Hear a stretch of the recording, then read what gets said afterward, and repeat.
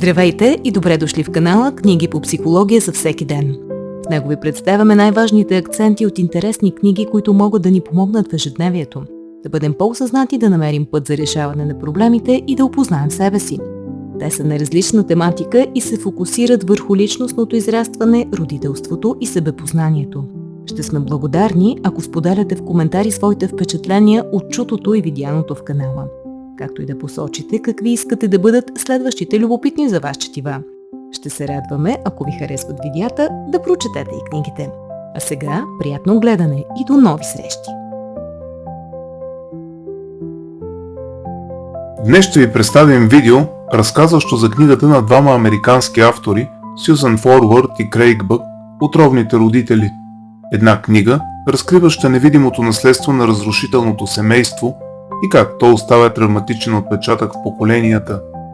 Сюзан Форвард е американски психотерапевт, лектор и автор на книги в областта на популярната психология и психотерапевтичната самопомощ. В професионалната си работа тя се фокусира върху теми като токсичните семейни отношения, емоционалното насилие, зависимостта в интимните връзки, вината, срама, манипулацията и трудността на човека да се освободи от разрушителните модели, формирани в детството.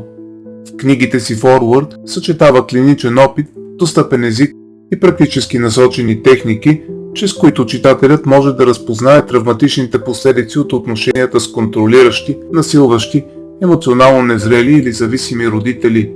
Нейният подход е ясен, директен и често конфронтиращ, защото поставя акцент върху отговорността на възрастния човек да види истината за преживяното, да назове причинената болка и постепенно да изгради по-здравословни граници. Автор е на Мъже, които мразят жените и жените, които ги обичат, емоционалното изнудване, натрапчива любов, предателство на невинността и други.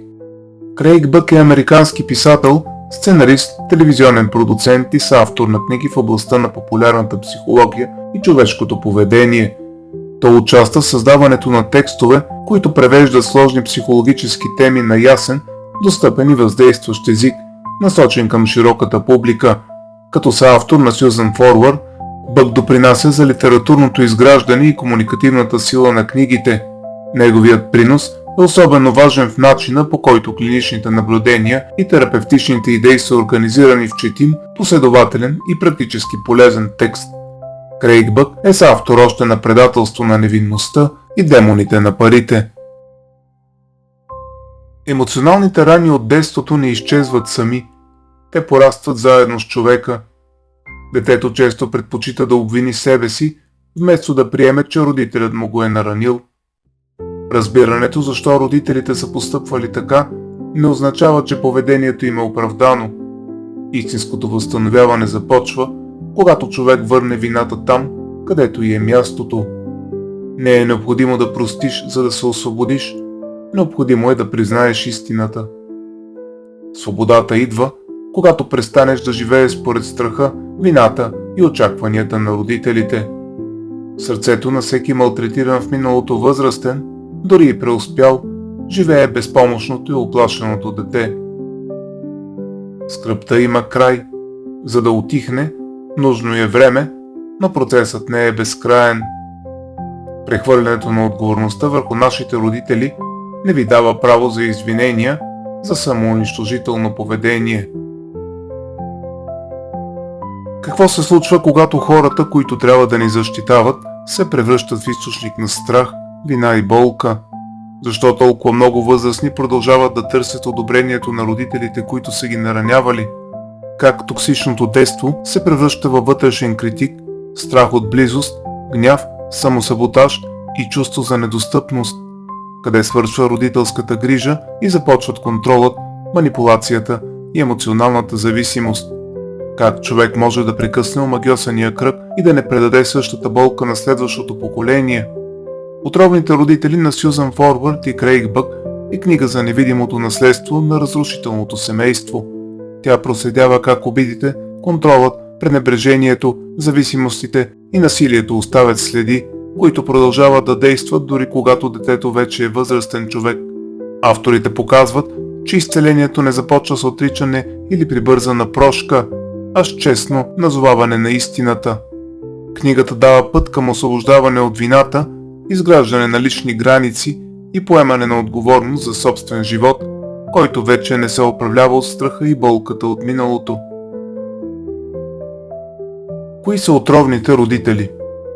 Неадекватните са неизменно обсебени от собствените си проблеми и те превръщат децата си в малки възрастни, които трябва да се грижат за тях. Властните са онези, които контролират живота на децата си посредством чувство за вина, манипулация и дори прекалената готовност за помощ. Алкохолиците са потънали в отричане и хаотични промени в настроението хора, които са зависими. Тяхното пристрастяване не им оставя нито време, нито енергия да бъдат родители. Словесните насилници, без значение дали с обиди или с тънък сарказъм, деморализират децата си, като непрекъснато смазват самочувствието им и ги лишават от самоувереност. Физическите насилници са неспособни да контролират дълбоко спотеения гняв и те винят децата си за собственото си неконтролирано поведение. Сексуалните насилници, без значение дали с явна сексуалност или прикрита съблазън, са най-големите предатели, защото унищожават същността на детството, неговата невинност. Една от най-сериозните пречки пред емоционалното възстановяване на възрастните деца на токсичните родители е склонността им да поддържат идеализирана представа за хората, които са ги отгледали. Когато сме малки, родителите ни са центърът на нашия живот. От тях зависят нашата сигурност, оцеляване, любов и подкрепа. Затова за детето е почти невъзможно да приеме, че именно хората, на които разчита най-много, могат да бъдат несправедливи, жестоки или разрушителни. Изправени пред болезнено отношение, детето рядко стига до извода, че родителят греши. Много по-лесно и по-безопасно е да приеме, че самото то е виновно. Така постепенно се изграждат убеждения, като не съм достатъчно добър, проблемът е в мен, заслужавам това отношение. С течение на времето, тези вярвания се превръщат в основа на самооценката и продължават да влияят върху живота, дори след като детето е станало възрастен човек. Отричането е една от главните защити. Човек може да си спомни болезнени случки от детството, но да ги омаловажава с фрази, като тогава така се възпитаваше или родителите ми просто искаха най-доброто. Така реалната болка остава скрита зад привидно разумни обяснения. Друга често срещана реакция е оправдаването. Вместо да признае вредата, възрастното дете търси причини, които да обяснят поведението на родителите. Стрес, бедност, тежко детство, болест, семейни проблеми. Тези фактори могат да помагат за разбирането, но не отменят последиците за детето. Обяснението не е оправдание и не отменя родителската отговорност. Заради тази идеализация, много възрастни продължават да търсят родителско одобрение, дори когато вече живеят самостоятелно. Те изпитват вина, когато решението им не съвпада с очакванията на майката или бащата. Така външно може да изглеждат независими, но вътрешно още да живеят според правилата на детството. Потиснатият гняв също играе важна роля. Когато детето не може безопасно да изрази недоволството си към родителите, то потиска чувствата си. По-късно те се появяват по други форми. Проблеми във връзките, тревожност, самокритика, изблици на раздразнение или усещане за вътрешна празнота. Те формират така наречената маска, която им помага да оцелеят, но като възрастни тя пречи на нормалното им съществуване. Освобождаването от мита за идеалния родител не означава да се отрече всичко добро. Означава родителите да бъдат видени реалистично, като хора с качества и слабости, които понякога са причинили сериозна вреда. Докато човек продължава да ги възприема като безгрешни, трудно може да разбере собствените си рани. Никой не носи вина за това, което му е било причинено като беззащитно дете.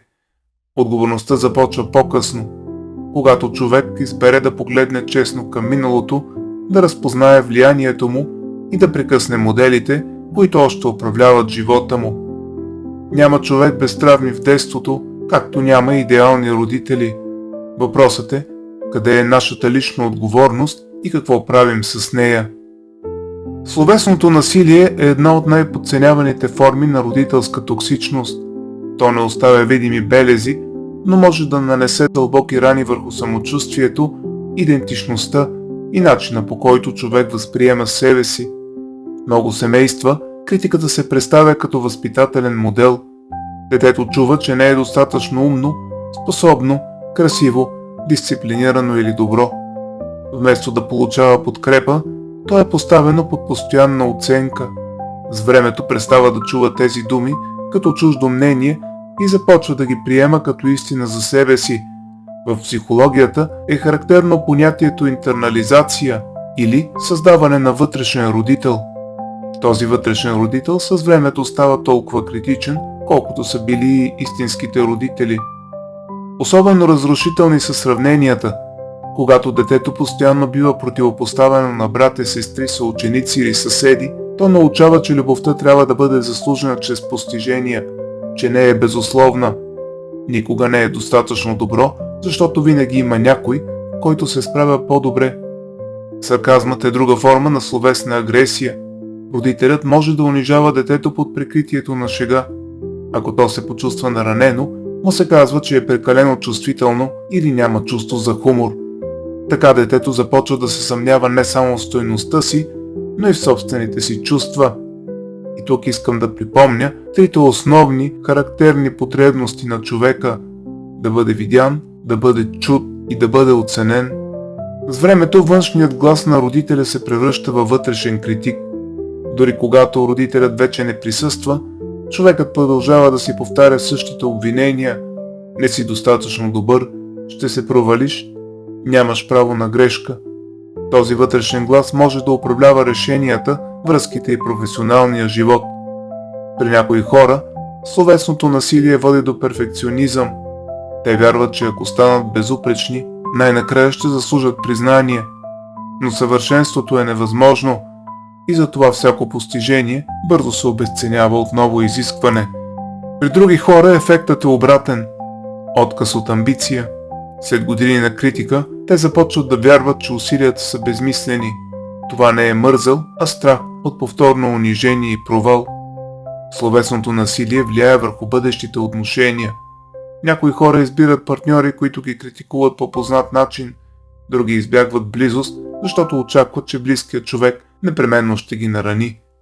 И в двата случая старият родителски глас продължава да действа. Възстановяването започва с разграничението между истината и посланието от детството. Негативните думи на родителя не са обективна оценка на личността.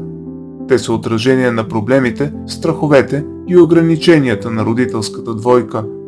Когато човек започне да различава собствения си глас от гласа на критичния родител, започва да изгражда по-здрава самооценка. Властните и контролиращите родители са сред най-трудните за разпознаване форми на токсичност. Те често изглеждат загрижени, всеотдайни и любящи, но зад привидната грижа стои неспособност да приемат детето като отделна личност. В здравото семейство контролът постепенно намалява с порастването на детето. То се учи да избира, да греши и да носи отговорност. При властните родители този процес е блокиран. Независимостта на детето се възприема като заплаха, а не като нормално развитие. Контролът рядко е само пряк. Много по-често се използват вина, дълг, емоционален натиск и страх от одобрение. Послания, като след всичко, което направих за теб, ще ме поболееш, как можеш да постъпваш така с майка си, превръщат любовта в манипулация и инструмент за подчинение. Много възрастни деца на контролиращи родители вярват, че са отговорни за емоционалното състояние на майка си или баща си. Ако родителят е тъжен, ядосан или разочарован, те автоматично се чувстват виновни. Така животът им се организира около чуждото спокойствие.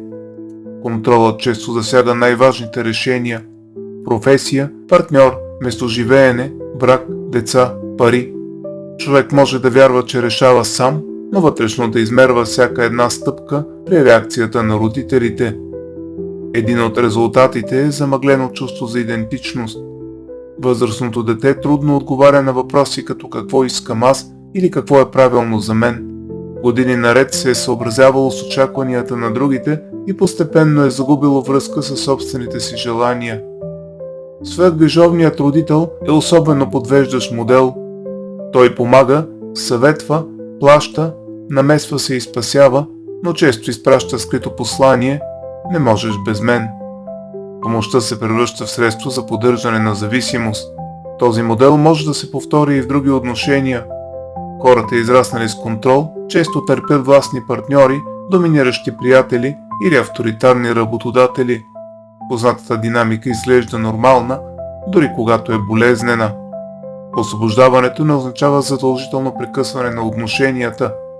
То означава поемане на собствената власт, правото да казваш не, да не обясняваш прекомерно, да понесеш чуждото разочарование и да спреш да измерваш стойността си през родителското одобрение. Зрелостта започва, когато човек разбере, че любовта не изисква подчинение.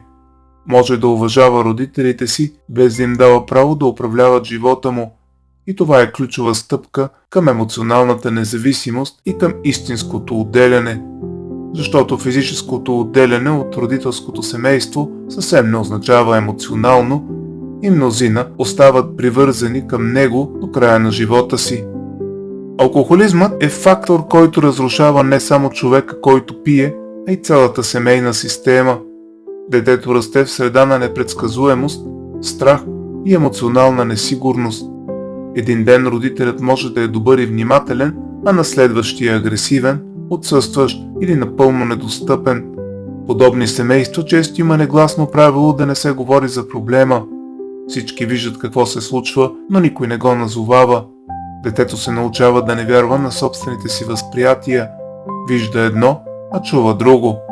Така се разрушава способността му да различава реалността от семейната лъжа. За да оцелее, детето често поема роля.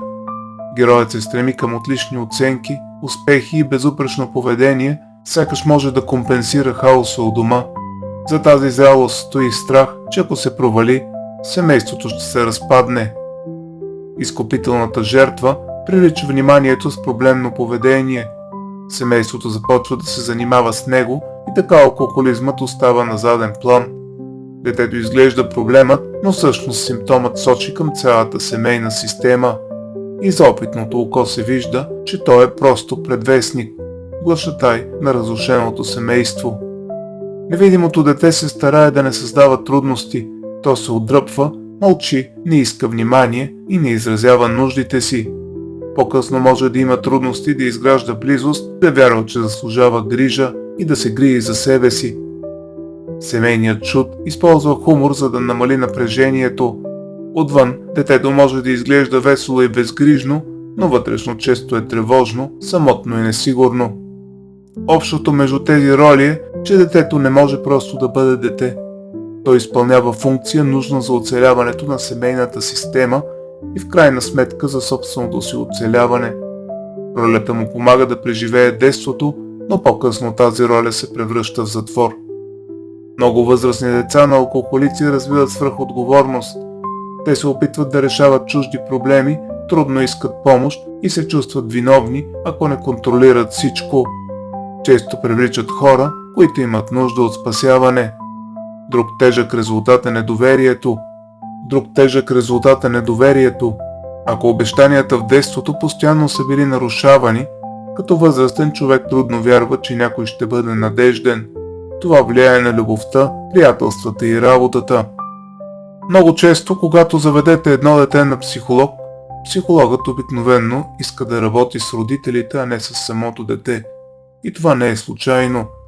Още веднъж искам да подчертая, че проблемите на родителската двойка и на семейството се манифестират през поведението на детето.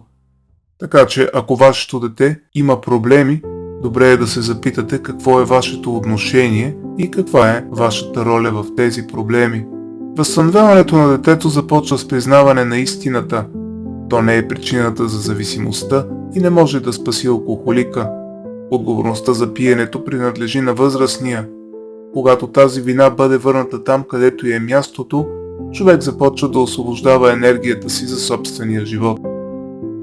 Неадекватните родители не успяват да бъдат истински възрастни в отношенията с детето си. Те могат да са депресирани, болни, пасивни, безпомощни, емоционално незрели или твърде погълнати от собствените си проблеми. Най-дълбоката вреда идва от обръщането на ролите. Вместо родителя да се грижи за детето, детето започва да се грижи за родителя. То става родител. В такава среда детето няма пространство да бъде дете. То се превръща в утешител, съветник, посредник, спасител, малък възрастен и слушател. Може да се грижи за брата и сестри, да успокоява майка си, да пази баща си от кризи, да се старае да не създава никакви проблеми, а да изслушва проблемите на родителите си. Отвън това често изглежда като зрялост. Околните могат да казват, че детето е много отговорно и пораснало преди времето си, но това не е свободно избрана зрялост. Това е адаптация към липсата на надежден възрастен. Нуждите на детето остават невидими. Ако родителят страда, вниманието на всички е насочено към него. Детето научава, че неговите страхове и желания са второстепенни. Постепенно се формира убеждението: моите нужди не са важни. Една от основните последици е хроничното чувство за вина. Детето вярва, че ако родителят е тъжен, нещастен и безпомощен, той е трябвало да направи повече. Това е непосилно бреме, защото никое дете не може да спаси живота на възрастен човек. Не е негова работа да поема отговорност за живота на родителите си. Когато порасне, детето често продължава да се държи като спасител. Трудно казва не, трудно поставя граници и се чувства виновно, когато избере себе си. В отношенията си привлича хора, които имат нужда от грижа, защото това е познатият му модел. Друга последица е липсата на връзка със собствените желания. Ако цялото детство е минало в наблюдение на чуждите нужди, въпросът какво искам аз остава недоразвит. Възрастният може да е успешен и полезен, но вътрешно да се чувства празен и откъснат от себе си. При този тип родители вредата често идва не от действие, а от липса. Липса на защита, липса на внимание, липса на стабилност, липса на емоционална наличност. Но липсата също ранява. Детето може да не помни конкретна сцена на насилие, но да помни постоянната си самота. Възстановяването започва с признаването, че детето не е трябвало да бъде родител на своя родител. Отговорността за депресията, самотата, болестта или безпомощността на възрастния не е принадлежала на детето. След това идва изграждането на граници. За тези хора границата често изглежда като предателство, защото са били обучени да бъдат постоянно на разположение. Но границата не е жестокост. Тя е признание, че човек има право на собствен живот, собствено време, собствени нужди и собствени избори.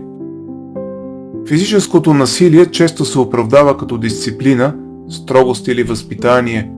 Това е опасна подмяна. Когато болката се нарича любов, а страхът се нарича уважение, детето губи способността да различава нормалното от разрушителното. Физическият насилник не просто наказва, той създава атмосфера на постоянна заплаха. Детето не живее само с спомена за отделни удари, а с усещането, че опасността може да избухне във всеки момент. То следи гласа, стъпките, погледа и настроението на родителя. Целият му вътрешен свят се организира около въпроса как да не го ядосам.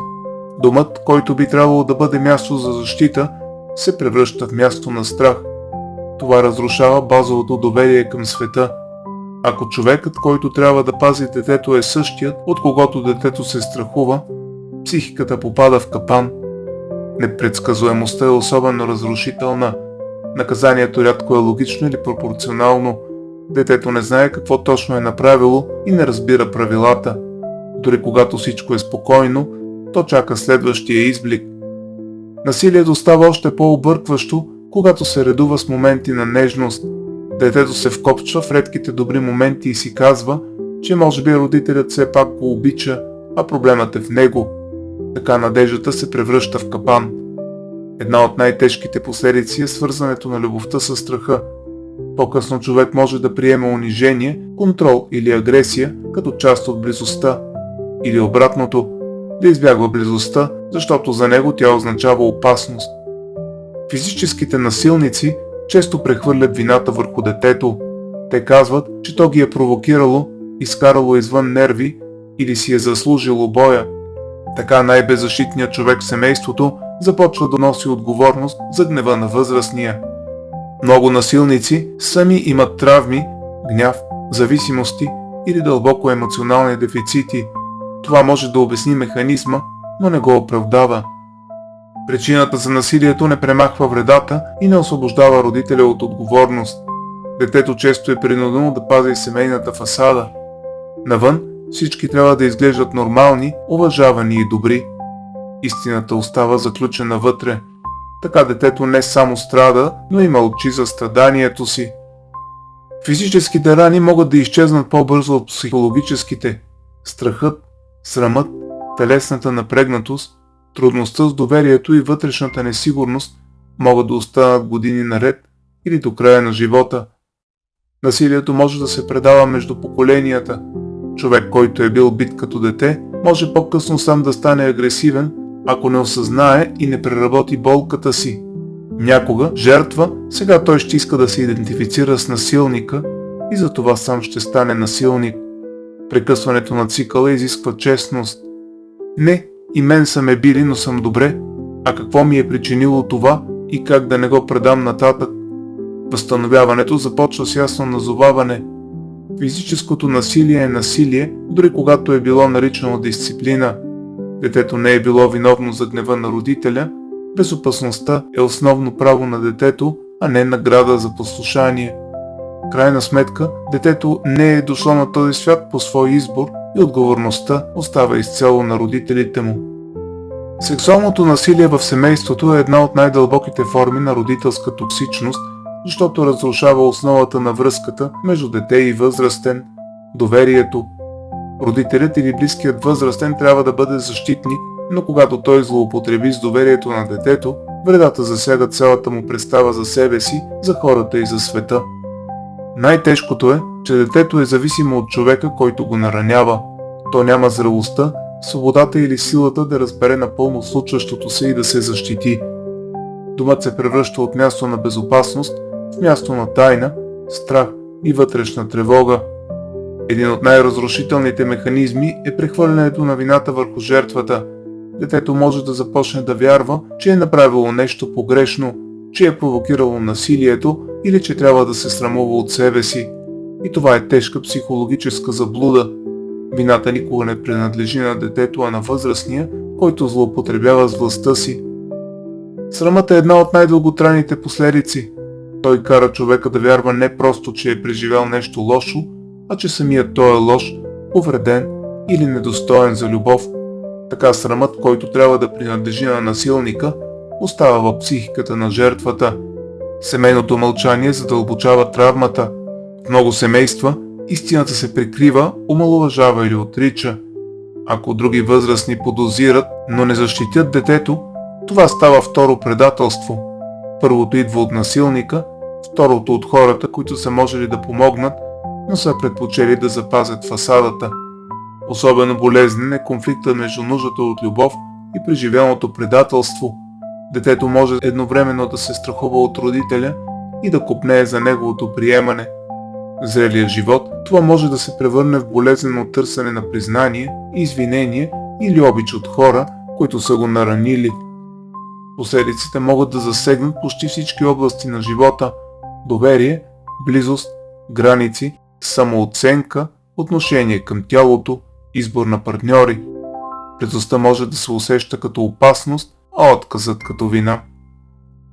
Нарушените граници са централна тема. Детето е било поставено в ситуации, в които да казва не е било уважено. По-късно това може да доведе до трудност да отказва, да разпознава манипулацията или да защитава личното си пространство. Възстановяването започва с връщане на вината там, където принадлежи. Детето не е виновно, жертвата не носи отговорност за действията на възрастния. Докато носи чуждата вина, човек трудно може да изгради здрава самооценка.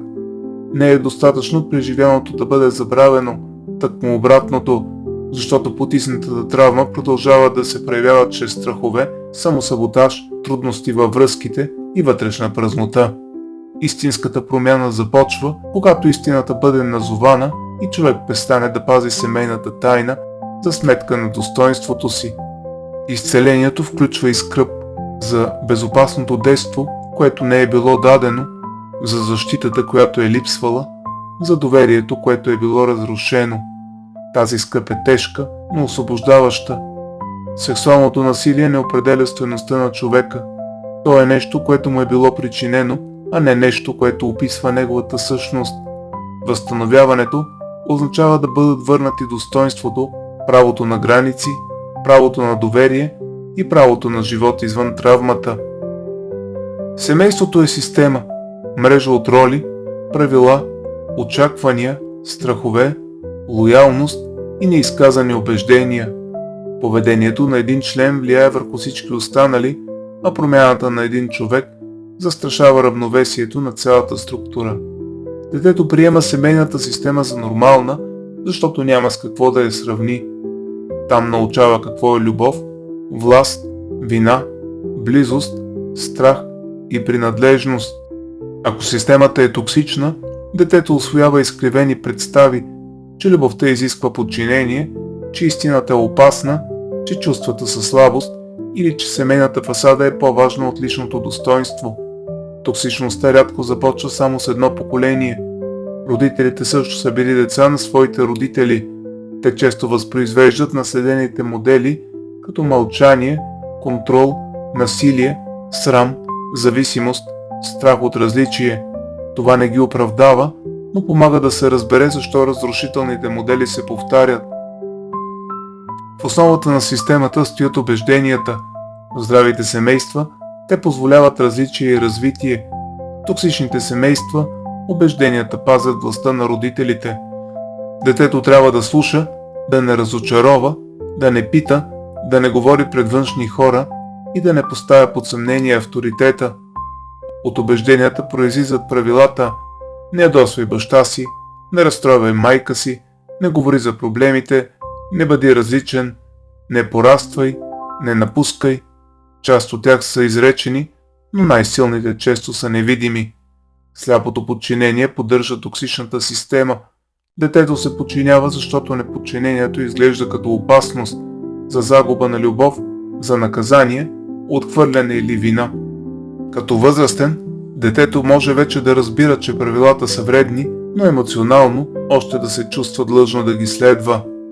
Токсичните семейства често не позволяват ясни граници. Различието се възприема като заплаха. Членовете трябва да мислят, чувстват и действат според очакванията на системата. Така близостта се обърква с сливане, а индивидуалността с предателство. Когато някой започне да се променя, системата реагира. Ако човек каже истината, постави граница и откаже стара роля, семейството се опитва да възстанови старото равновесие. Това може да стане чрез вина, отричане, обвинения, мълчание или драматизация. Основните защитни механизми са няколко. Отричането казва: няма проблем, преувеличаваш, не беше чак толкова страшно. Проекцията прехвърля вината върху детето. Саботажът връща човека в старата роля, въвлича детето в конфликти между възрастни. Засекретяването пази семейната фасада. Разбирането на системата не е оправдание за родителите, то е яснота. Човек започва да вижда защо промяната му се е струвала толкова трудна и защо семейната реакция срещу границите е толкова силна. Когато невидимите правила станат видими, те могат да бъдат поставени под въпрос.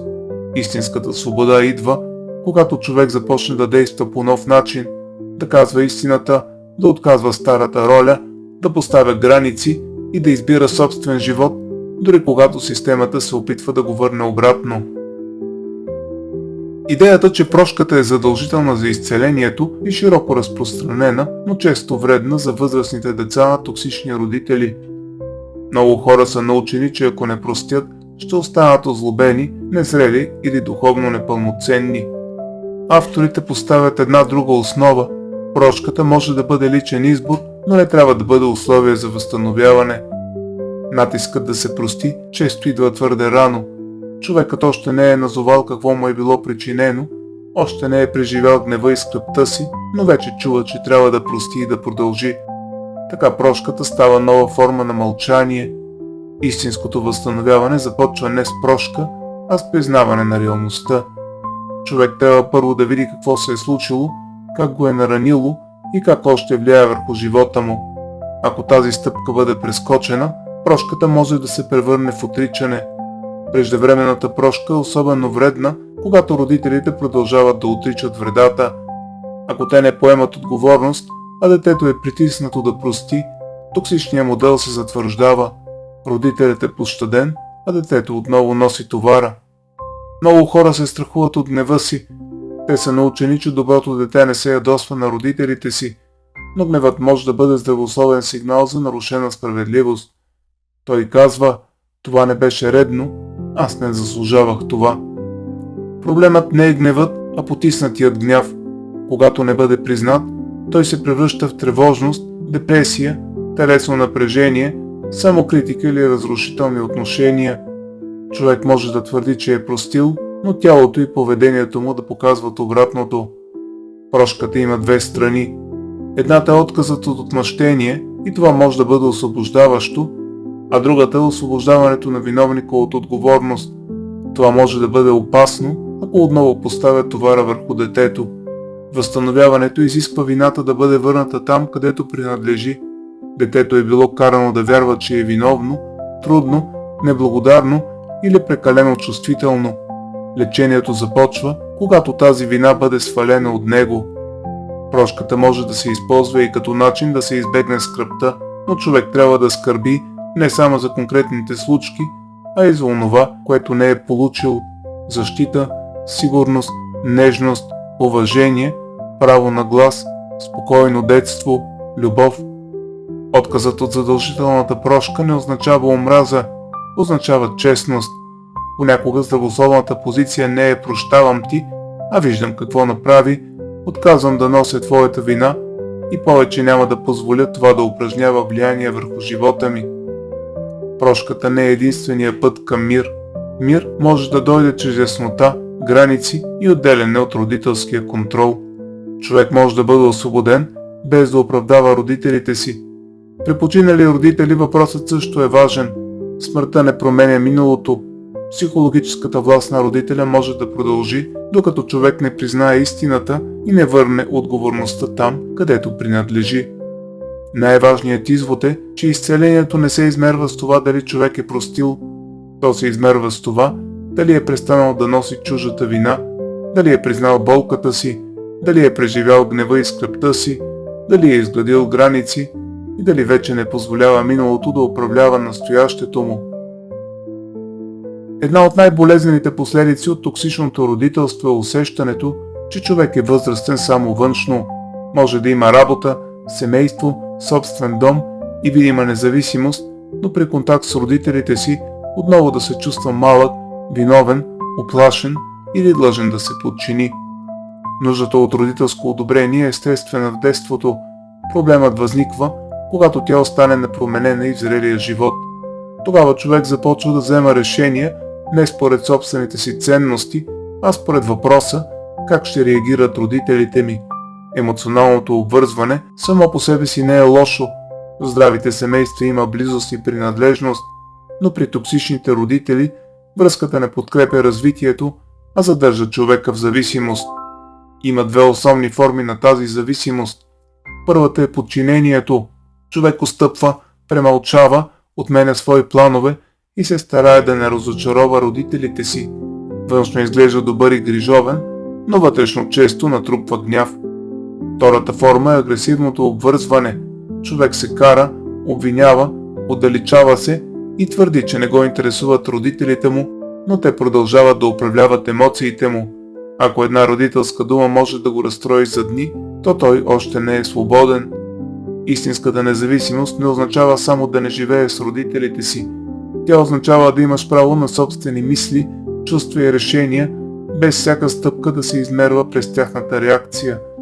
Промяната започва с разпознаване на старите убеждения. Добрият син не отказва, дъщерята е длъжна да бъде опора, не трябва да разстройвам родителите си, отказът е егоизъм. Тези убеждения често звучат морално, но всъщност са вериги. Вериги, които завършват с окови. Чувствата произлизат от убежденията. Ако вярваш, че си отговорен за майка си, ще изпитваш вина, когато избереш себе си. Ако вярваш, че несъгласието с баща ти е предателство, ще изпитва страх при всяка граница. Затова промяната не е само външно поведение. Ако човек постави граница, но вътрешно вярва, че границата е жестокост, вината ще го върне назад. Нужно е да се работи с корена, чие е това убеждение и служи ли ми днес. Емоционалната независимост започва с малки действия. Да кажеш какво мислиш, да откажеш покана, да вземеш решение без одобрение, да понесеш чуждото недоволство. Тези стъпки изграждат ново усещане. Имам право да съществувам отделно. Вината при граници не е доказателство, че човек прави нещо лошо. Често е остатък от старото възпитание. Ако човек се връща назад всеки път, когато почувства вина, никога няма да стане свободен. Същото важи за страха. Родителите могат да се разстроят, да обвиняват или да се опитат да върнат контрола, но възрастният човек не може да управлява чуждите реакции, може да бъде уважителен и едновременно с това твърд. Най-важният извод е, че порастването не е само биологичен факт. Истинското порастване започва, когато човек престане да живее за родителското одобрение и започне да действа според собствената си реалност. Емоционалната независимост означава връзка без подчинение, близост без самозаличаване, любов без отказ от себе си. Това е зрелостта. Самоопределението е способността човек да бъде част от семейството си, без да бъде погълнат от него. То не означава студенина или пълно прекъсване, а право на собствени мисли, чувства, ценности и избори. В токсичните семейства тази граница често липсва. Родителите възприемат детето като продължение на себе си, очакват то да мисли като тях, да се съгласява, да изпълнява желанията им и да носи отговорност за тяхното емоционално състояние. Самоопределеният човек може да изпитва вина или страх, когато родителите му не одобряват изборите му. Разликата е, че тези чувства вече не управляват поведението му. Той може да понесе дискомфорта, без да се откаже от себе си. Да бъдеш самоопределен означава да можеш да кажеш: разбирам, че това не ти харесва, но решението ми остава същото. Това не е грубост, а граница. В токсичната система всяка граница често се преживява като бунт. Първата стъпка е разпознаване на убежденията. Много хора вярват, че трябва винаги да угаждат, че не бива да разстройват родителите си, че отказът е егоизъм, че доброто дете се подчинява. Тези убеждения изглеждат като морални истини, но често са наследени семейни правила. След убежденията идват чувствата. Вината не винаги означава, че човек е направил нещо лошо. Често означава, че е активирал старо програмиране.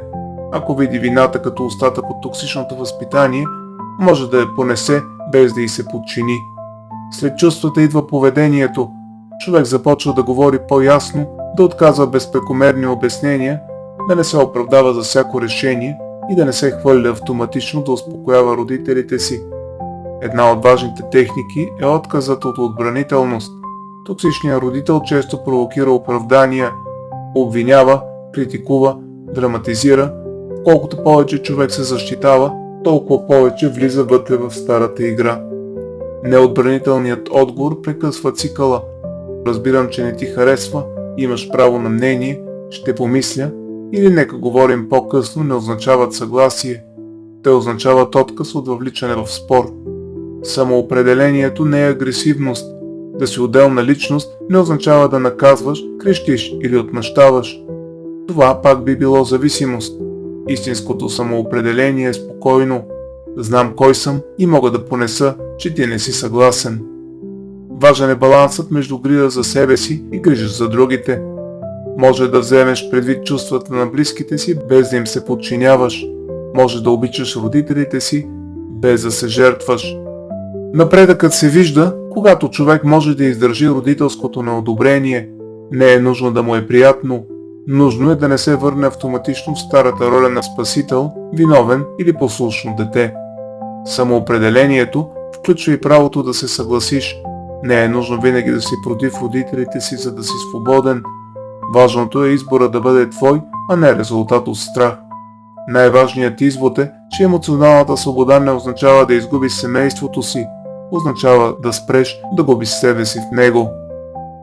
Освобождаването от токсичното родителско влияние изисква правилно разпределяне на отговорността. В детството много хора са били принудени да поемат вина, която не им принадлежи. Те са вярвали, че са били наранявани, защото са лоши, трудни, слаби или недостатъчно добри.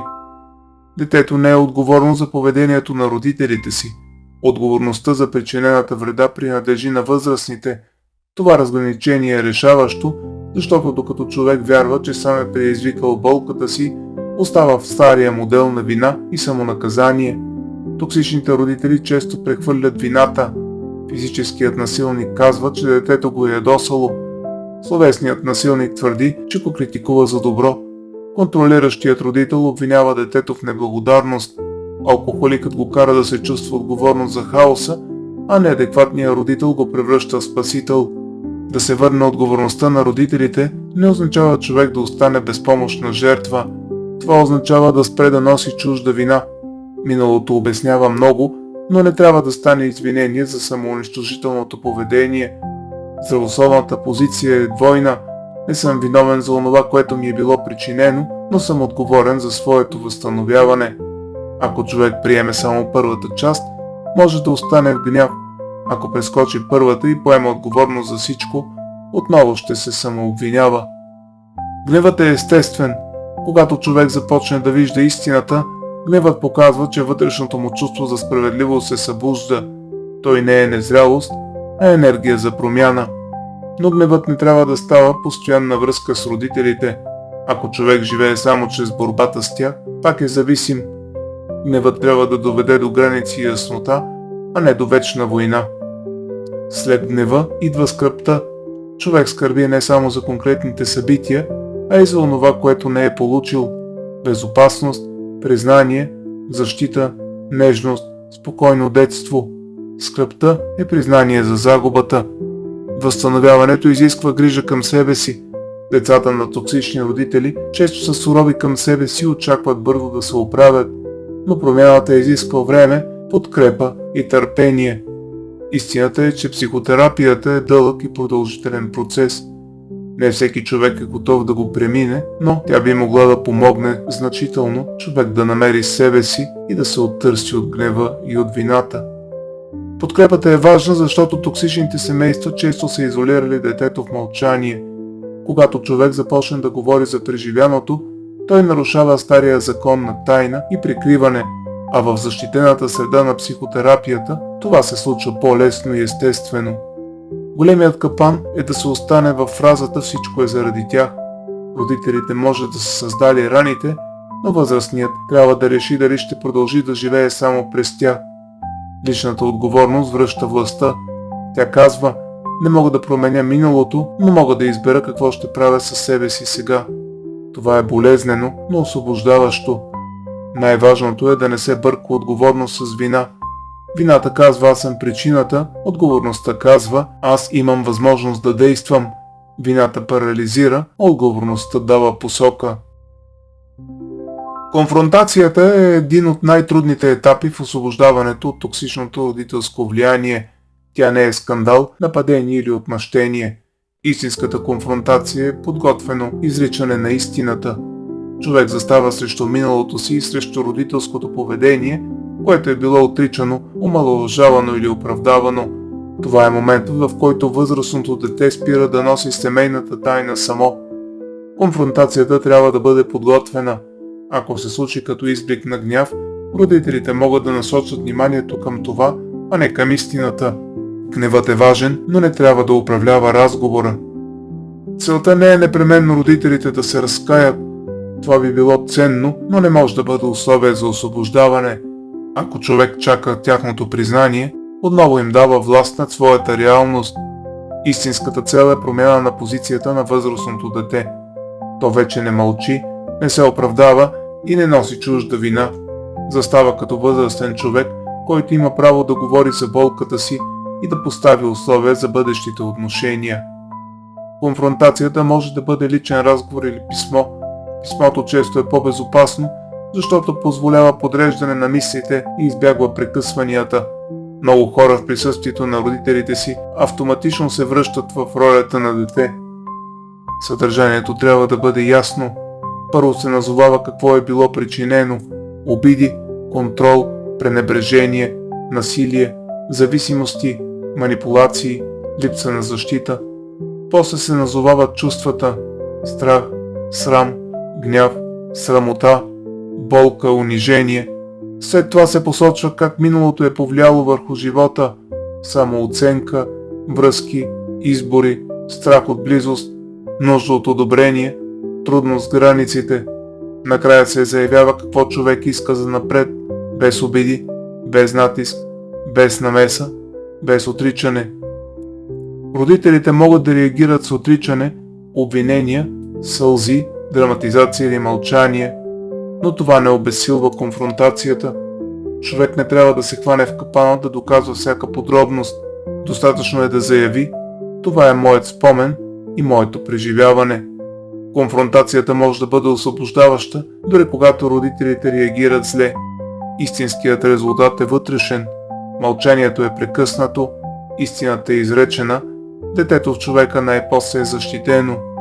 При починал родител или родители, конфронтацията също е възможна. Тя може да бъде символична: писмо прочетено на гроб, пред снимка, пред празен стол или пред доверен човек. Смисълът не е родителят да отговори, а истината да бъде извадена от мълчанието. Безопасността е по-важна от драматичния жест. Ако има риск от агресия или тежка ескалация, личната среща не е задължителна. Смелостта не е в това да се постави човека в опасност, а да каже истината по начин, който го защитава. След конфронтацията старите чувства могат да се върнат: вина, страх, тъга, празнота, и това е нормално. Важното е човек да продължи да поддържа границите си, иначе конфронтацията ще остане само на думи. Най-важният извод е, че конфронтацията е заставане до себе си. Тя не гарантира помирение, но дава усещането, че човек вече не е безмълвно дете в собствената си история. Как да излекуваме раната? Можем да изместим фокуса от описанието на насилието към възстановяването. Основното послание би било, че такава рана може да бъде излекувана, но не чрез отричане, забравяне или самостоятелно стягане, а чрез внимателна, структурирана и професионална работа. Травмата засяга самооценката, отношението към тялото, доверието, границите, интимността и правото на щастие.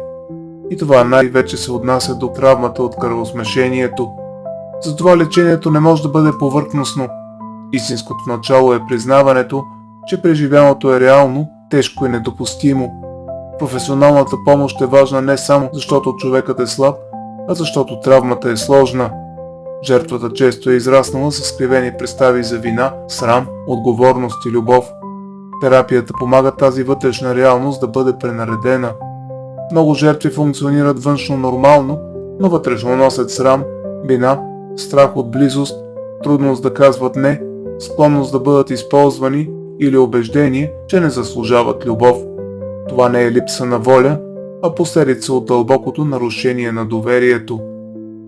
Работата със срама е централна. Срамът казва: не, с мен се случи нещо лошо, а аз съм лош.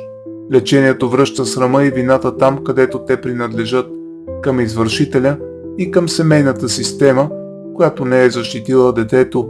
Изграждането на нови граници е също ключов процес. При такава травма личното не е било уважено. Затова човек трябва отново да се научи да усеща къде започва и къде свършва неговото пространство. Груповата терапия също може да бъде ценна. Тя разрушава изолацията. Когато човек чуе други с подобни реакции, започва да разбира, че не е повреден, а травмиран. Това разграничение премества фокуса от личния срам към истинската причина за болката. Групата създава среда, в която истината не се наказва. За много хора това е първото място, където са чути без отричане и без натиск да мълчат. Писмата са важен инструмент. Те помагат човек да формулира онова, което дълго е било заключено: болка, гняв, страх, загуба, отказ от чужда вина и нови граници. Дори неизпратеното писмо може да бъде освобождаващо. Ролевите упражнения подготвят човека за ново поведение, присъствието на родители или авторитети, тялото може да реагира както в детството. Репетирането на отговори и граници помага на психиката да усвои, че днес човекът има избор. Конфронтацията не е задължителна среща лице в лице. Тя може да бъде с писмо, символичен разговор или терапевтично упражнение. Смисълът е жертвата да престане да мълчи вътре в себе си. Възстановяването не трябва да зависи от реакцията на извършителя или родителите. Те може да отричат, да нападат или да не дадат истинско извинение. Свободата не може да зависи от хора, които са причинили и позволили травмата. Понякога е нужна дистанция или прекъсване на контакта. И това не е наказание, а защита. Ако контактът поддържа травмата жива, границата е необходима. Лечението включва скърбене за действото, което не е било защитено, за безопасността, която е липсвала, за годините прекарани в срам, за липсата на любов. Скръбта не е връщане назад, а признаване на загубата. Постепенно убежденията се променят. Не съм виновен, имам право на граници, имам право на любов без използване, имам право да кажа истината. Тези нови убеждения стават основа за нов живот. Човек не е обречен да остане в ролята на нараненото дете. Травмата е част от историята му, но не е цялата му личност. Изцелението означава връщане на достоинството, самоуважението, границите и правото на свободен живот. Най-важният практически въпрос е какво се случва след като човек вече е разбрал миналото си. Осъзнаването е началото, но не е достатъчно. Истинската промяна настъпва, когато човек спре да повтаря старите модели. Токсичното поведение често се предава през поколенията. Един родител е бил унижаван и после унижава, друг е бил контролиран и после контролира, трети е бил пренебрегван и после не знае как да бъде емоционално достъпен. Формата се променя, но структурата остава. Страх, срам, липса на граници и ниска самооценка. Прекъсването на цикъла не става само с обещанието «аз никога няма да бъда като тях». Ако човек не разбере дълбоко какво е преживял и как реагира под напрежение, може да повтори модела по друг начин. Не с удари, а с думи, не с алкохола, с контрол, не с изоставяне, а с емоционална недостъпност. Осъзнаването трябва да доведе до действие. Ако човек разбере миналото си, но не промени поведението си, старият модел продължава да живее. Истинската победа е в различната реакция. Да спреш да крещиш, да обвиняваш, да се подчиняваш автоматично, да търпиш насилие или да предаваш срама нататък. Човек може да не вижда, че е станал носител на същото насилие, което е преживял. Външната форма може да е друга, но моделът е същият. Власт чрез страх, контрол или унижение. Признанието на това е болезнено, но създава възможност за избор. Когато човек вече вреди на собственото си дете, първата задача е безопасността. Не е достатъчно да се говори за миналото, трябва незабавно да се овладее настоящото поведение, а после да се работи върху корените му. Гневът има телесни сигнали, напрежение, ускорено дишане, стягане, прилив на енергия, усещане за загуба на контрол. Разпознаването на тези сигнали създава пауза между импулса и действието и в тази пауза започва свободата. Миналото обяснява, но не оправдава. Детето не е било виновно за това, което му се е случило. Възрастният обаче носи отговорност, за да не превърне собствената си травма в чужда травма. Признанието на разрушителните модели не прави човека лош. Напротив, то е началото на промяната. Истински опасно е отричането, защото то поддържа цикъла жив. Децата не се нуждаят от съвършени родители, а от родители, които могат да поемат отговорност, да признават грешки, да се извиняват, да поставят ясни граници и да не използват страха и вината като основни инструменти. Важно е да се разграничи дисциплината от унижението. Детето има нужда от правила, но правилата не трябва да разрушават достоинството му. Може да се каже, това поведение не е приемливо, без да се казва ти си лош. Прекъсването на цикъла включва и промяна във вътрешния глас. Много възрастни деца на токсични родители продължават да се обиждат и обвиняват така, както родителите им са го правили. Ако този глас не се промени, често може да бъде насочен и към другите. Важен е и изборът на партньорски отношения. Човек може несъзнателно да избере партньор, който възпроизвежда познатия модел или сам да стане контролиращ, студен и агресивен. Въпросът не е само какви са били родителите, а какъв модел се създава сега. Старите семейни правила се активират особено силно, когато човек стане родител. Детския плач, непослушание или нужда може да събуди старите чувства. Затова самопознанието е защита за следващото поколение. Да разкъсаме кръга означава да престанем да действаме автоматично, да замълчим вместо да унижим, да излезем от стаята вместо да ударим, да кажем трябва ми време вместо да избухнем, да потърсим помощ вместо да се преструваме, че всичко е под контрол. Подкрепата е важна. Терапия, групи, доверени хора и ясни стратегии помагат човек да не остане сам срещу стария модел. Изолацията поддържа токсичността, а говоренето нарушава семейното правило на мълчание. Надеждата не е евтина. Тя не казва, че всичко ще се оправи само. Казва, че когато един човек започне да казва истината, да поставя граници и да променя поведението си, той вече нарушава цикъла. Най-силното послание е, че човек не е осъден да бъде продължение на родителите си. Миналото има силно влияние, но не е окончателна присъда. Токсичното наследство може да бъде разпознато, оспорено и прекъснато.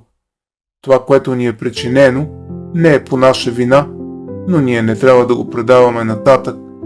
Възстановяването не завършва с разбиране на родителите, а с промяна на живота.